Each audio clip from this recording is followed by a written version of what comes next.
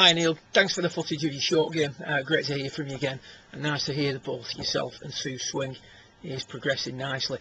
To look at your short game, the first thing I want to do is run it through at full speed for you a few times.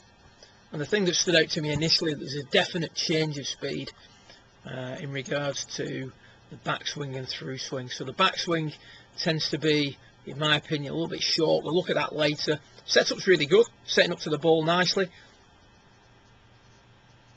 But back and through is definitely not the same tempo. There's a definite change of speed and a hit when playing those shots. If I run Ernie Els through for you, you're going to see that the pace of the swing and the pace of the technique is constant. So each time he makes the swing, back and through at the same speed. And what you tend to find is that if the pace of the swing improves, the rhythm and tempo of the swing improves, that almost acts like the glue that holds the mechanics together. So you can have the best mechanics in the world around the green. If the rhythm breaks down, there's a change of speed. That's going to cause you problems in regards to controlling your low point, and also in regards to distance control. And if you think about it, they're the only two things really that you're trying to control when you pitch. Land the ball on the right spot with the correct amount of spin, and the ball's going stone dead for you each time. So main thing I would suggest is experiment with the ball position. I notice here that when you're setting up to the golf ball, you're tending to play the ball opposite the right foot on most shots. What I would suggest you do is, as per the blog, you can go anywhere from back here to up here, anywhere within that area to play your pitch shots or your chip shots. And I would suggest finding a ball position that suits you the best. From my own personal experience, I always tended to chip better when the ball was further forward in my stance, partly due to me having my hands lower at setup. You look like you've got your hands in a reasonably orthodox position, so I would therefore look at putting the ball a little bit more here in the centre of that block. But again, that's based largely on what style of shot you're trying to play and what the lie you have is like. So certainly experiment within that area on all your ball positions.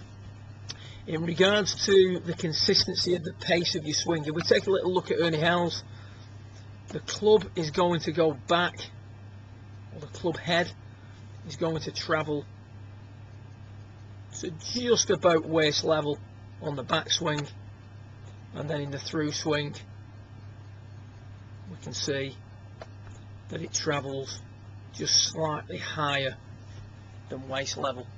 So generally speaking, when you look at good players around the greens, what you tend to find is that the backswing is slightly shorter than the follow through. So if you wanted to term that in a manner that could take out on a golf course, that would be, this player is going from short to long. Short backswing, longer finish. Now, short backswing is relative to this type of shot that you're playing. But good chippers around the greens on standard pitch shots, however far they take the club back, the club goes through that little bit further. Now I'm just going to take you back to the start of your session here and take a little look at this shot. And we've got a club that goes back to about, shall we say, knee height, just above, but then stops very quickly there. I mean, the club barely gets past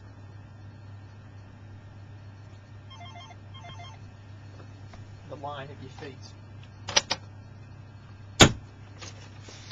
So that's certainly food for thought there. Instead of going from short to long, we're going from long to short. That suggests to me that you're putting the brakes on at the last minute, and as you do that, all the energy that you've got, albeit a little shot, moving towards the target, has to go somewhere. You put the brakes on very quickly and everything comes up. You can see the head coming up very quickly there through the shot, coming out of your angles, body rotating quickly to have a little peek where this ball's gone. So backswing and through swing comparison doesn't match up. Good chippers go from short to long. You're struggling a little bit and you're going from long to short. And a little look at this as your lesson or your session progressed, and see what we're doing here. Again, relatively long backswing in relation to the length of the follow through. I'm just going to take you now to the last shot that you hit.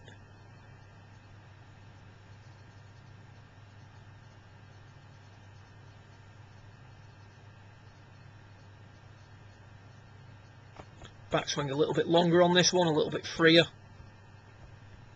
Maybe going to a different target, it's hard to say. But you kept going for longer on that one. And I would say out of the footage you've sent me, that's about the only swing that I would class as being appropriate for the type of shot that you're trying to hit. And when we watch this one back, the tempo and rhythm on this one is a little bit smoother. It's not quite as much of a sort of jumpy move as the previous one.